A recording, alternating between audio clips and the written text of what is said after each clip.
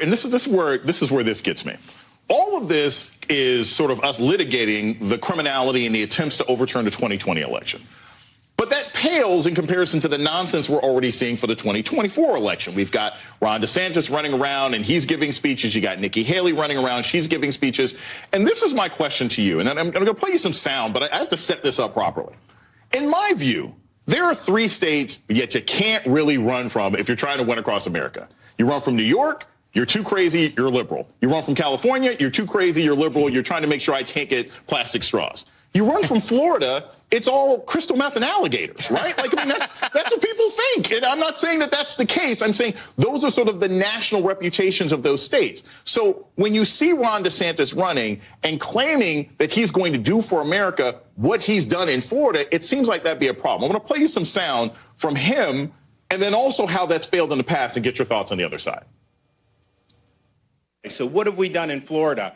When they were talking about defunding police and slashing budgets, we said, not on my watch. As much as I'm proud that Florida is doing well, I want the country to do well. I want all of these communities to do well. Now, Kurt, that may make sense in some context. He can talk about policy, right? Mm-hmm.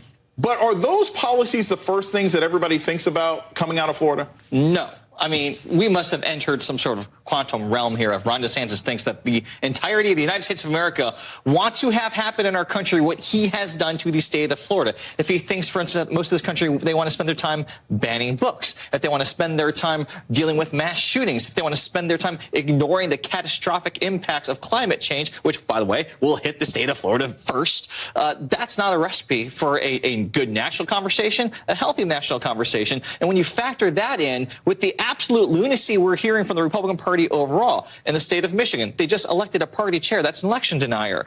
We look at what Marjorie Taylor Greene spent the President's Day weekend talking about secession and basically the violent overthrow of government. This is where the Republican Party is at right now. It's not a conversation that the rest of this country wants to have. And you know that just look at the lack of interest in the BS investigations that the Republicans are running around doing. Every single poll up and down says no one's interested in that, yet they keep doubling down on this failed strategy. Barbara, I'm going to hit you with a political question because I think this is relevant. We've seen Ron DeSantis use his political power, use policy, threats, government, everything else like that to try to bully Disney, right? He's tried to bully Disney and has portrayed them as a company that supports or engages in behavior that leads to criminality. But all that brings to mind to me is a former president who decided he wanted to attack something very popular. I want to play you some sound from Mitt Romney and get your thoughts on the other side. I'm going to stop the subsidy to PBS. I'm going to stop other things. I like PBS. I love Big Bird. I actually like you too. But I'm not going to keep on spending money on things to borrow money from China to pay for. So the guy who said I'm going to put Big Bird out of a job ended up not winning. I don't see how the guy who says, I think Disney Plus is the home of groomers and pedophiles is going to do well.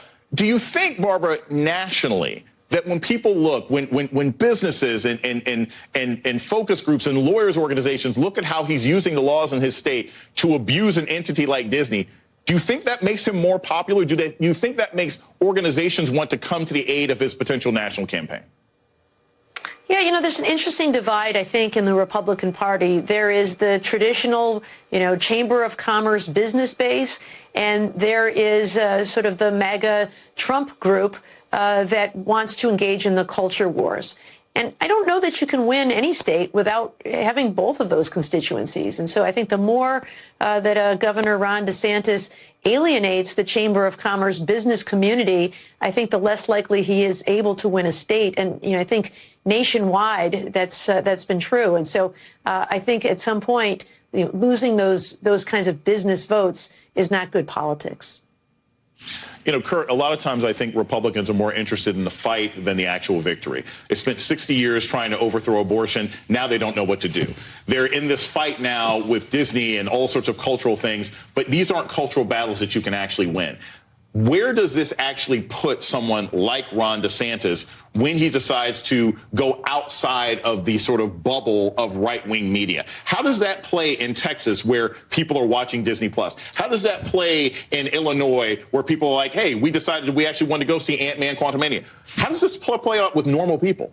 It plays out terribly for him. Listen, when you spend more time going after Mickey Mouse than after like mass shootings, there's a problem there. There's a complete disconnect with where real people and real parents are at. When you spend more time banning books and going after curriculum and inventing scare tactics to try to justify what is an outright white nationalist racist agenda, you're alienating a large swath of the population. You are fundamentally unelectable outside of your little bubble. And we're seeing now with the veneer of Fox News being pierced recently, with all the revelations about what they really think about what's going on in the country and how different that is from what they present publicly, anytime they have to go outside of that world, it's not good. They just fold, and they don't know how to talk about things beyond that world. Ron DeSantis will go up on a debate stage one day, and you will see him vulnerable. You will see him tripping over himself. You will see him not be able to put together a comprehensive, coherent thought because he doesn't know how to do that.